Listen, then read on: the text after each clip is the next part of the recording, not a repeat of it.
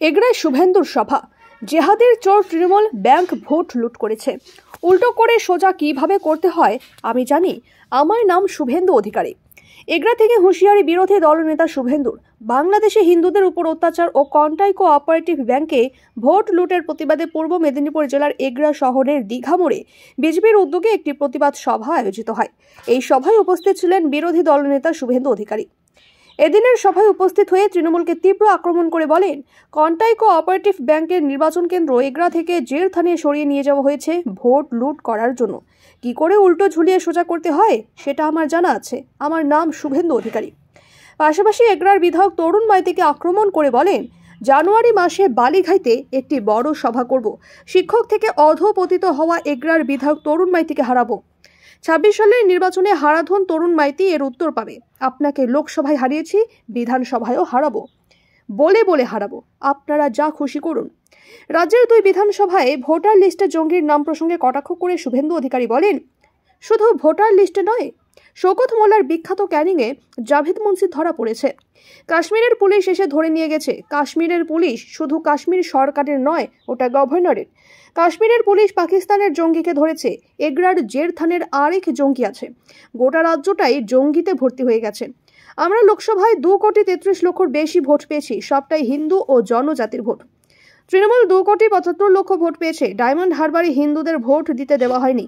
পিংলার একটি মণ্ডলে কোনো হিন্দু ভোট দিতে পারেনি। জেলথানে বিজেপি একটাও ভোট দিতে পারেনি। এখানে জঙ্গিদের সরকার চলছে। এদের মুখ হচ্ছে সিদ্দিকুল্লাহ আর ফিরহাদ হাকিম, আর মুখোশ হচ্ছে মমতা ব্যানার্জি। বিচ্ছিন্নতাবাদী শক্তি, পাকিস্তান প্রেমী রাজাকাররা বাংলাদেশ দখল করে বৈধ প্রধানমন্ত্রী হাসিনা জিকে কার্যত বলপূর্বক বাংলাদেশ থেকে বের করে দিয়ে সেখানে একটা জঙ্গিবাদকে স্থাপন করেছেন। এই জঙ্গিবাদ এবং মৌলবাদ এবং এই র্যাডিক্যাল গ্রুপ তাদের আক্রমণের লক্ষ্যবস্তু হয়েছেন বাংলাদেশের সনাতনী হিন্দু সম্প্রদায়। বাংলাদেশে 600-র বেশি মন্দির এখনো পর্যন্ত ভাঙা হয়েছে। ওখানে শত শত হিন্দু খুন হয়েছেন, হত্যা হয়েছেন।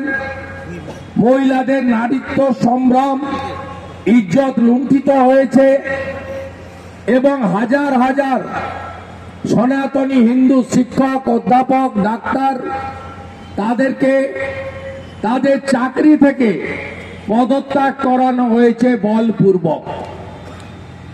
এইরকম একটা অসহনীয় অবস্থায় বাংলাদেশে প্রায় 2 কোটি যে হিন্দু সনাতনী আছেন, বুদ্ধিস্টরা আছেন, তারা সেখানে আক্রান্ত। এবং এর বাইরে বাংলাদেশের চট্টগ্রাম পার্বত্য এলাকায় যে জনজাতি মূলবাসীরা আছেন, চাকমা, মারমা, ত্রিপুরা, তারাও আক্রান্ত হচ্ছেন এবং তাদের 4 জনকে সামরিক বাহিনী গুলি করে হত্যা করেছে। তাই গোটা বিশ্বের মানুষের প্রতিবাদে গর্জে উঠেছে। ভারতবর্ষের সরকার যশস্বী প্রধানমন্ত্রী নরেন্দ্র মোদীজির নেতৃত্বে আমাদের পররাষ্ট্র দপ্তর প্রতিবাদ করেছেন। প্রতিবাদ হয়েছে সর্বস্তরে। সরসংঘ চালক পূজ্যপাদ মোহন ভাগবতজি বিজয়া দশমীর সমাবেশে নাগপুর থেকে তিনি বলেছেন, গোটা পৃথিবীর হিন্দুদের বাংলাদেশের হিন্দুদের পাশে দাঁড়ানো উচিত। এক প্রভুর আবিষ্কার হয়েছে বাংলাদেশে। তেলি, কুম্ভকার, স্বর্ণকার, মালাকার, কত ভাবে আমরা বিভক্ত হিন্দুরা।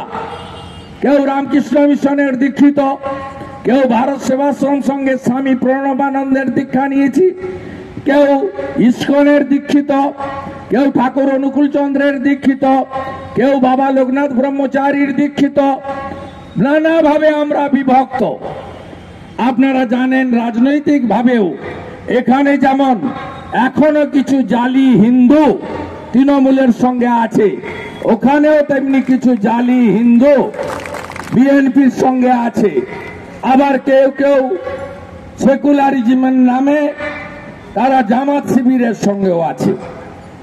এই প্রভু চিন্ময় প্রভু গোটা বাংলাদেশ ঘুরে ঘুরে সমস্ত হিন্দুদেরকে এক সূত্রে বাঁধছিলেন, বলছিলেন নিজের পরিচয়